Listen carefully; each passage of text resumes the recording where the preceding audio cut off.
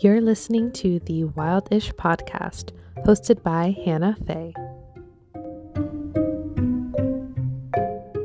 Hello, my friends, and welcome back to the Wildish podcast. I'm your host, Hannah Fay. Even though if you're watching the video version of this podcast, I'm rocking a orange turtleneck and my glasses, so I'm giving very much Velma Dinkley vibes from Scooby-Doo, and I'm really not mad at it. But no, it is not Velma. It is your girl Hannah. For today's podcast episode, I decided I wanted to discuss another article talking about some really interesting discoveries that were made in 2020 that most likely a lot of people don't know about, including myself. So, today we're going to be discussing the National Geographic article titled 10 Awesome Science Discoveries You May Have Missed in 2020. Now, a little self promo first before we get started. Starting this Friday, October 1st, on my YouTube channel, I'm going to be doing all kinds of spooky content for the month of October leading up to Halloween. I'm honestly so excited. If you know me personally, you know I absolutely love Halloween and fall in general. Fall is that time of year for me. I'm just always happy. Once fall hits, I'm nonstop happy for the rest of the year because I love the holidays and especially Halloween. Halloween has always had a special place in my heart for as long as I can remember. I've always loved the decorations, getting in Halloween costumes, and over on my YouTube channel, I'm definitely bringing that energy. I'm going to be doing a bunch of ghost reaction videos, as well as listening to scary stories while I get ready in some of my costumes. And of course, I'm going to have podcast episodes as well as a few spooky snacks, which are a series on my channel that I was doing discussing some paranormal activity, whether it's haunted houses or paranormal entities or folklore. And I haven't done one of those in a while, so I thought what better time to bring it back than October for spooky season? So, if you're interested in any of that, I would so greatly appreciate you checking out my YouTube channel. Over on YouTube, I'm at Hannah Fay. The link will, of course, be in the description of this podcast episode. But like I said, if you're at all interested in any of the spooky things, I would greatly appreciate you going over, subscribing, liking, sharing, whatever it is. It would mean a lot. And also, if you like this podcast, it would also mean a lot if you would share, like, subscribe this podcast. Any bit of activity or support that you guys can give would mean the absolute most to me. Now, with all of that self promo out of the way, because I feel like I don't really talk much about the content that I do, let's get into the article for today's episode. So, like I said, we're going to be reading through this National Geographic article that has 10 interesting discoveries that happened in 2020. And this article came out December 3rd of 2020, so it's been almost a year since this article was put out.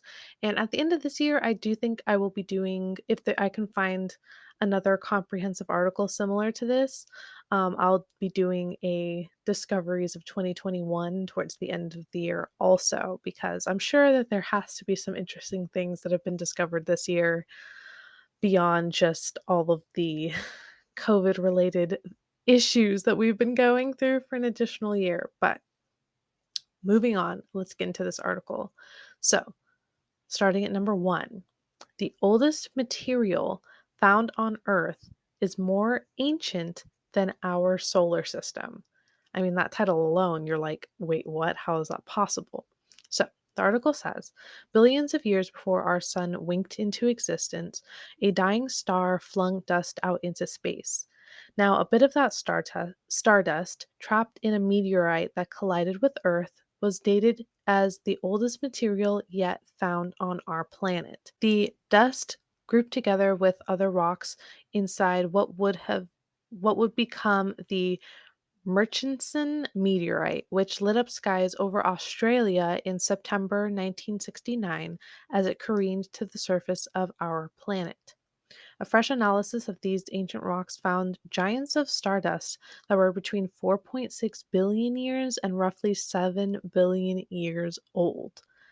That's insane. Scientists estimate that these early dust pieces lurk only in about 5% of meteorites, and that hasn't discouraged them from continuing to hunt for these clues into our galaxy's history.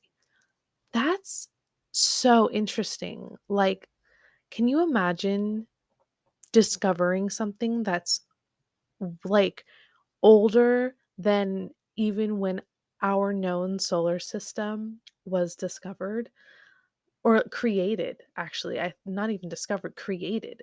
That's wild. Absolutely wild. Honestly, discoveries in space really fascinate me because, I mean, as we all know, like space itself is so vast and so undiscovered. I was listening to a video of an astronomer. She was doing one of the Wired, I believe, yeah, Wired YouTube videos where basically like people tweet in questions and she answered them. And one analogy that she made, because people were asking basically, like, why haven't we been able to find any forms of extraterrestrials in space? And she gave a really good analogy. She was like, if you took our known existence of the universe and equaled that to, let's say, the ocean, right? The amount that we have investigated or discovered would be equivalent to a hot tub's worth of water from the ocean. So, like, that I don't know if I, like, translated that well in me trying to explain it, but basically, she was getting at that we only, like, explored a very, very, very small fraction of space. Our understanding of space and the universe and things around us is so minuscule. And of course, we think that, like, with all of the technological advances that we've made in the past, like, decades, would mean that we'd be able to discover and know about everything in our world. And that's just really not the case. Like, heck, we haven't even been able to fully investigate our own oceans on Earth fully, let alone the vast space around us in our universe. So that is so crazy to believe that there is an actual like artifact on our earth that shows how old and vast the universe around us is, and that's just mind-boggling. Number 2, first oh god, I'm going to mess this up so many times. Tyrannosaur embryos discovered. Okay, Tyrannosaur. I feel like I'm going to have to slow down and enunciate every time I have to say it. But researchers have identified the remains of tyrannosaurs so young they hadn't yet broken free from their shells. Oh, so yeah, proper embryos. The discovery comes from finds at two different sites: a foot claw unearthed in 2018 from the Horseshoe Canyon Formation in Alberta, Canada, and a lower jaw recovered in 1983 from the Two Medicine Formation of Montana. Analysis of the remains, which are 71 to 75 million years old, okay, that's crazy, revealed that tyrannosaurs started out surprisingly small, measuring an estimated 3 feet long, about the size of a chihuahua, but with an extra long tail.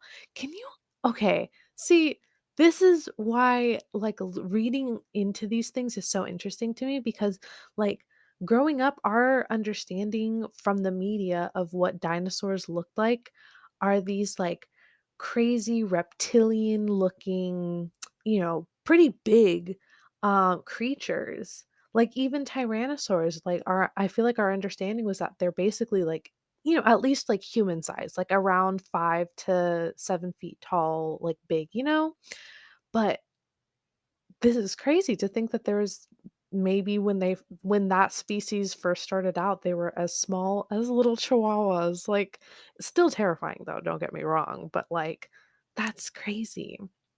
Okay, so continuing, it says this length is only about a tenth of what their full grown counterparts and might help explain why researchers haven't yet found other examples of these tiny tyrants.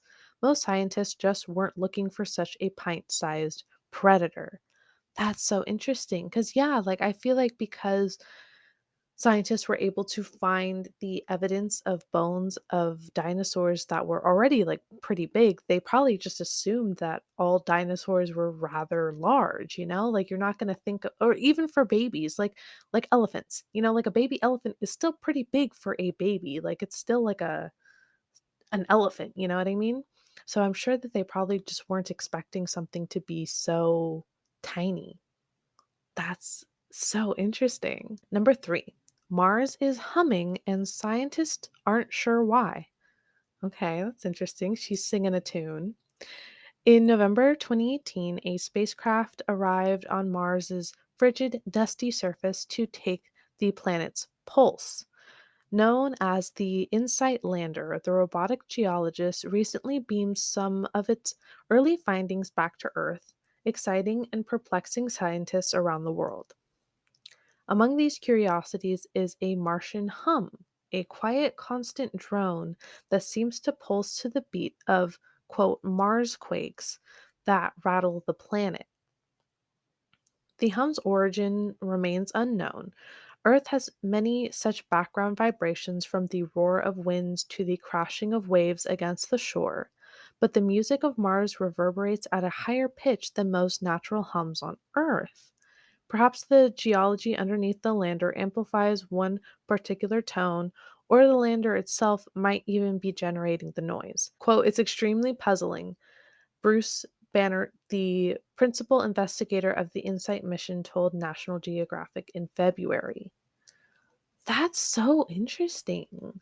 Like, I don't know. I guess that's one of those things that, as just like the average person that doesn't necessarily know too much about planetary exploration, that I never think about. Like, I don't think about, oh, like, is Mars like vibrating just like Earth does? Because you don't think about Earth vibrating because as the average person, the only time that Earth really quote unquote vibrates is when we have an earthquake. Or, that's the only time we notice it. I'm not saying Earth never vibrates, because as they said, between the winds and the ocean waves and all this kind of stuff, Earth is always vibrating. That's so interesting. I wonder why it is so much more high pitch than Earth, because maybe it has something like Mars is also one of those things in space that we really just don't know that much about. Like we think we know quite a bit. We know that it's not necessarily as inhabitable as Earth, obviously, but what else do we like what do we really know about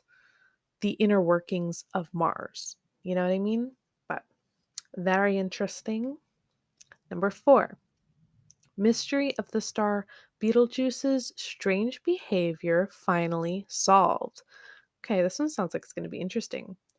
Betelgeuse is usually among the brightest stars in the sky, but in December 2019, its intense twinkle mysteriously dimmed. The dramatic change set scientists abuzz. Perhaps Betelgeuse was at the end of its life and could explode in a supernova brighter than the full moon. Okay, I'm not gonna lie. Sometimes, like, when I do look into space and like I had a class back in middle school that was actually totally I forgot the title of the class, but it was all just about space and exploration, right? And one of the things we learned about was obviously like the stages of a star and how eventually when it burns out, it explodes and has like a supernova. And I don't know if it's just, me just being generally afraid of the idea of hearing something exploding, but the idea of a star exploding just really kind of scares me. Like, I don't know if it's because of like the media representation of like when things explode in space and it's going to come and attack Earth and then Earth is going to explode too. Like, it doesn't sound like they're too worried about if it explodes that it's going to completely wipe out like our moon and then therefore like mess with our earth and our gravitational pull and all that kind of stuff. But and I know obviously I'm sure it must have happened in sometime in our existence as humans and our understanding of space, but still. Anyway, yet in August of this year, NASA announced a far less extraordinary explanation for its suddenly shadowed face. The star burped, is literally what it says. Okay. Observations by the Hubble Space Telescope revealed that the star likely sent out a superhot jet of plasma that cooled as it whipped outward. The process formed a cloud of stardust that could have blocked Beetlejuice's light from eager Earthbound viewers. The star returned to its normal brightness this past spring, so skywatchers will have to wait for its fiery death. Okay, so the star burped. She literally just had a little burp and we caught sight of it. And obviously, because of distance and everything, in how light works, it probably looked like it was dim for, longer when in actuality, that was just us seeing the light coming from the stars a lot later, seeing it dim a lot later than it actually happened, and not seeing its light again until way later. But that's very interesting. See, stars are so fascinating, but continuing on. Number 5, stunning details of an armored dinosaur's last meal. Okay. The brilliantly preserved front half of a 110 million year old armored dinosaur. That's crazy. Bony plates, scales and all, surprised and delighted scientists after it was accidentally unearthed in 2011 by a heavy equipment operator working in an Alberta oil sands mine. Can you imagine? You're just doing your job and you just happen to stumble across a dinosaur? Like, you're not even an archaeologist. This is not your job to look for dinosaurs. You were just doing a different job and happened to come across a dinosaur. That's pretty dope. Okay. But this year, the spiky creature served up even more excitement when an analysis revealed that the animal's last meal was also preserved in its belly. The dinosaur was a nodosaur, which I don't really know what that is, but it says which is a type of ankylosaur, but lacks the clubbed tail of some of its cousins. I still don't know what that looks like off the top of my head. I'm assuming it's this one on the art. Yeah, in the article, I will insert a picture here, but it looks pretty crazy. The ball of fossilized vegetation from the nodosaur's stomach revealed that a few hours before its death, it largely munched on a specific type of fern selected from a variety of available plant life. Rings of woody twigs eaten along with the ferns revealed that the nodosaur likely died during the summer. While only a single meal, the find provides an exceptional look into the final hours of a creature's life more than 100 million years ago. That is so crazy that science is able to pinpoint not only how old things are, that alone, like, really surprises me, but also being able to, like, piece together that, oh, this dinosaur probably died or like ate and died during the summertime based on the vegetation and, based on this stuff, like, we're able to know how long ago it was. Like, that will always, like, it never ceases to amaze me. Number 6, the second largest Ebola outbreak is finally over. On June 25th, the World Health Organization declared that the end of the second largest Ebola outbreak, which infected more than 3,480 and killed nearly 2,300 people. Known as the Kivu Outbreak, I really hope I'm saying that right. It's Kivu. Kivu is what I'm going to say. Kivu. The event began in August 2018 with a cluster of cases near Kivu in Eastern Democratic Republic of Congo. Ebola is a, oh gosh, hemo hem hemorrho hemogra hemor something fever, not hemorrhoid. I know that much. Hemorrhag hemorrhagic fever marked by a host of symptoms, including bleeding, fever, stomach pains, weakness, and rashes, and is spread through direct contact with an infected person or animal's blood or bodily fluids. Containing the disease in Kivu was particularly difficult due to local unrest, which led to suspicions about government or international organizations' effort to curb the disease's spread. However, armed with a new vaccine, healthcare workers led by Michael Yao of the WHO launched a campaign to vaccine anyone who may have been exposed. By also improving community engagement, this effort led to the vaccination of more than 300,000 people. Quote, "We should celebrate this moment, but we must resist complacency." WHO Director General Tedros and Adhanom. Oh goodness, I'm so sorry. This guy's name is very hard for me to pronounce. Said in a press release and the end of the outbreak. Quote, "Viruses do not take breaks." End quote. Another outbreak, now contained, occurred in early June near the DRC's E- Equator province. Equator? I'm so sorry, guys. I'm really bad at pronouncing things. Equator?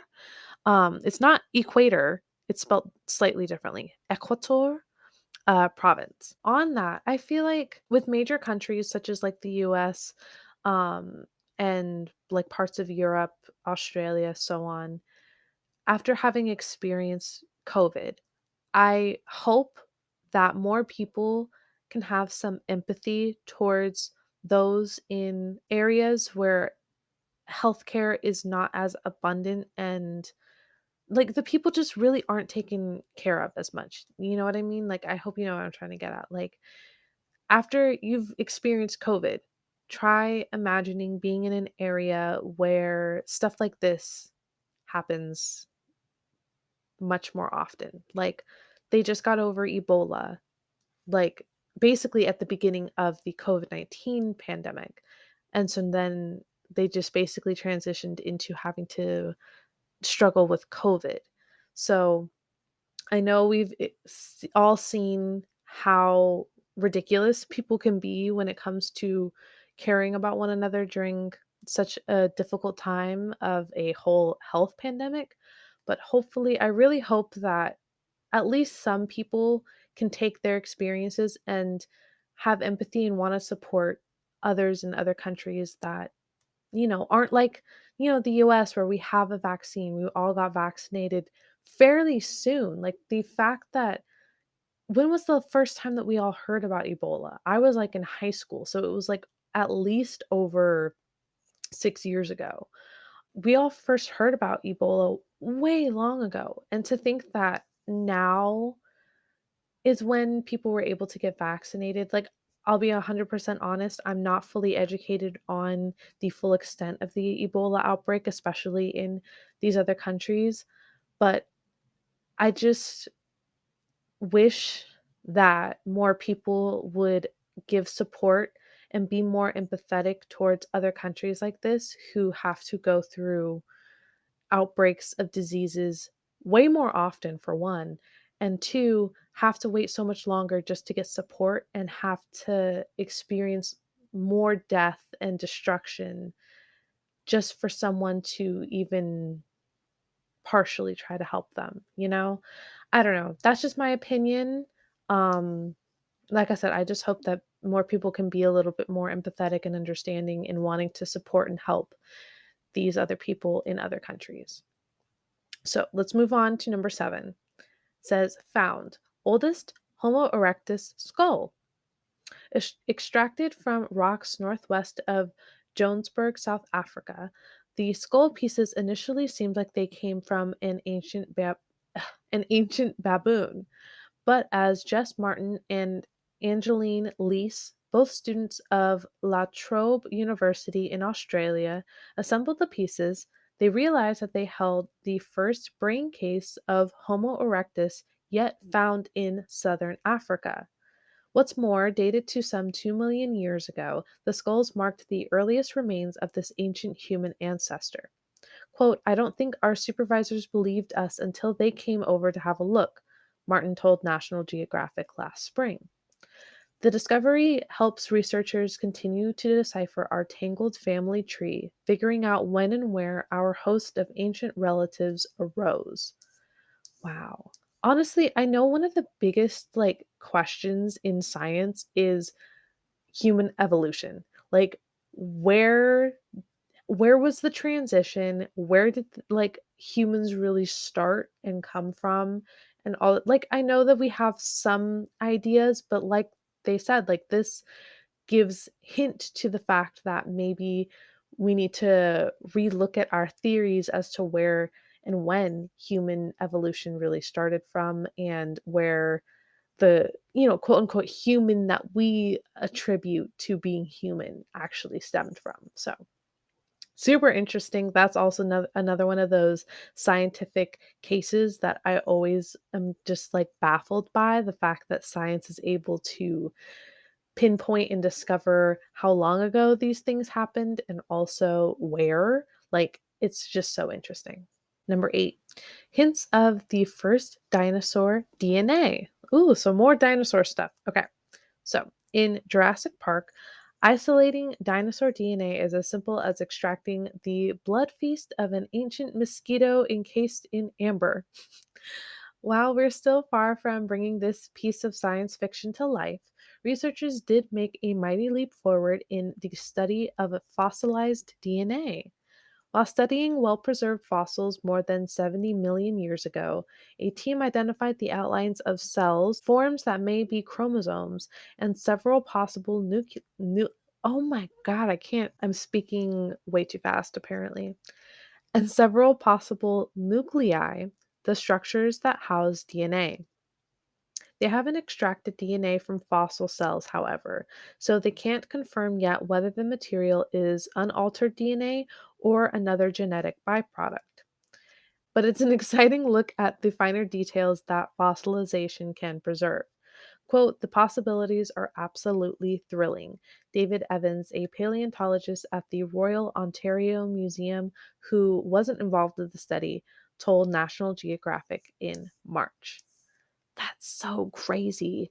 My only thing with that is that's great and all, but let's also learn from Jurassic Park and Jurassic World and maybe not, you know, recreate these dinosaurs and try to bring them to life in today's age, because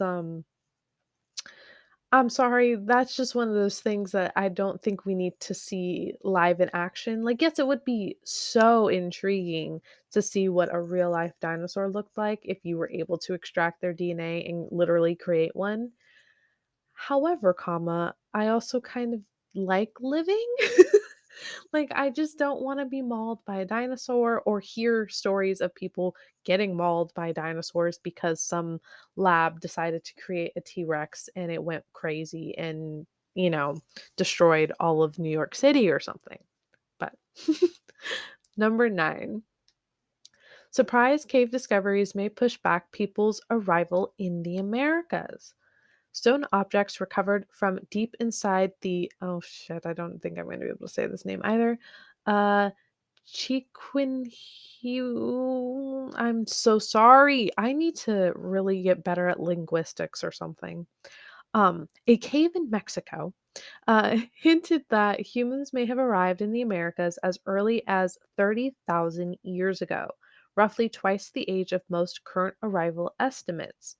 This date is hotly debated among archaeologists, with many initially placing the first human presence in the Americas at around 13,500 years ago, as ice sheets receded and migration routes from Asia opened up. But recent evidence has pushed the date of human arrival back by thousands of years, and the new analysis of stone artifacts, including blades, projectile points, and rock flakes, interspersed with bits of charcoal dated to some 30,000 years old, suggests that humans likely arrived in the Americas before glaciers began to melt. Studying the cave suggests it could have been hospitable tens of thousands of years ago, as the region was likely much cooler, wetter, and greener than it is today. Climate change, man. Yet no human remains have yet been found, and the new study is stirring controversy among scientists. The cave's main contribution is that it brings you another tiny light, another tiny signal that there is something there. The paper's lead author, oh gosh, I can't say these names, bro. Cyprian Ardelane, an archaeologist with the oh my gosh, Autonomous University of Zacate- Zacatec Zacatecas told National Geographic in July. I'm so sorry. I really need to work on my linguistics. I promise I will work on it for next time. But touching on this story, very interesting. While I was trying to find an article to discuss for today's podcast, I actually found one article that was discussing about how I think it might have been maybe a deep dive into this specific case with the cave or another area that also found, oh, it was an area that found footprints.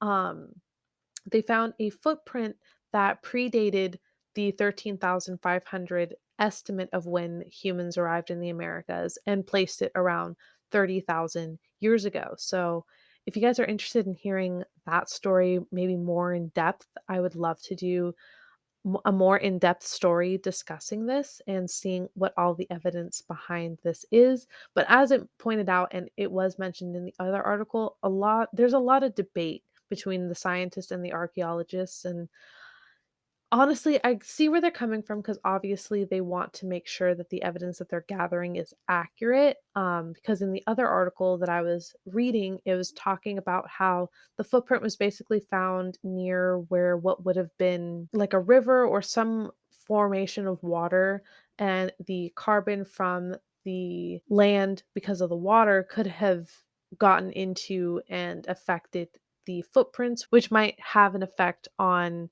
the aging process of the footprint and therefore making it seem older than it actually is. That was one theory that one scientist was giving out, and him basically saying, because of that, I would like more evidence to prove that this actually does date that far back. So, like I said, there's some controversy, and that's understandable because obviously no one wants to make claims of something, that isn't true, but also this is just my opinion, but I feel like sometimes the ego of the scientists might get in the way where they don't want to be proven wrong. Even though my thing is, it's like you're not necessarily proven wrong, you're just building on to what some previously known knowledge, you know what I mean? But I'm also not an archaeologist or a scientist looking into these. I'm just someone who finds this stuff interesting. All right, and number 10. This one's very interesting. A reef taller than the Empire State Building. Okay, let me repeat that. A reef, an underwater reef, taller than the Empire State Building. Let's get into it. A team of Australian scientists on board of the Schmidt Ocean Institute's research vessel Valcor was mapping the northern Great Barrier Reef seafloor when they stumbled upon a towering skyscraper of coral more than 1,640 feet tall, the first of its kind discovered in more than 120 years. That's so great. Can you imagine? Can you just take a second and imagine you're going through the ocean floor, you're looking for something interesting, and lo and behold, this skyscraper of coral is in front of you. I couldn't even begin to imagine how excited these guys got. Now, continuing with the article, it says, known as a detached reef, the newfound coral tower is one of 8 now known in the region. These natural structures provide vital habitats for creatures like turtles and sharks, which flint in and out of the deep waters adjacent to the Great Barrier Reef. The team mapped the detached reef, finding a variety of life forms thriving in the ecosystem. They collected samples of rocks, sediments, and some organisms that will be sent to labs for analysis. While more details about this reef will likely emerge, taxonomists, I believe is taxonomists, studying the imagery and video have already identified several new fish species, Wendy Schmidt, co-founder of the Schmidt Ocean Institute, said in a press release that the discovery is part of a revolution in marine science. Quote, thanks to new technologies that work as our eyes, ears, and hands in the deep ocean, we have the capacity to explore like never before. That honestly, that one, I'm just like I said, I can't even begin to imagine being in the ocean, just trying to search for any interesting species of fish or just, something interesting to look into and finding a huge skyscraper of coral that not only that, but then like they said, several new species of fish. Like I said earlier, the ocean, we don't know that much about her. Okay, we've only discovered a little bit. And the fact that we can find a skyscraper of coral in today's age, I feel like just tells you how much more of a possibility there is for our oceans, aka mermaids and the Loch Ness monster. But anyway, that was the article. Let me know what you guys thought of each of these stories, if you found them just as interesting as I did. Like I said, all this stuff gets me so excited because there's so many questions about our world, and there's really very little that we actually know about. But it gets so exciting once we actually find new things and can start researching and understanding our world a little bit more, even if it's just to feed our curiosities. It's just interesting. But let's also stop climate change so that way we can make sure to keep this skyscraper of coral reef and all these new species of fish. And also, so scientists can find more evidence of human discovery. Like, if you're not going to do it so that way we can keep tigers and polar bears, let's do it so that way we can, learn more about our past. But then again, I'm one of those people that definitely believes climate change is real and we should be doing everything in our power to try and help heal our planet. End of tirade. I hope you guys found this podcast episode interesting. If you did, make sure to subscribe to the podcast either on my YouTube channel or on any listening platform that you find my podcast.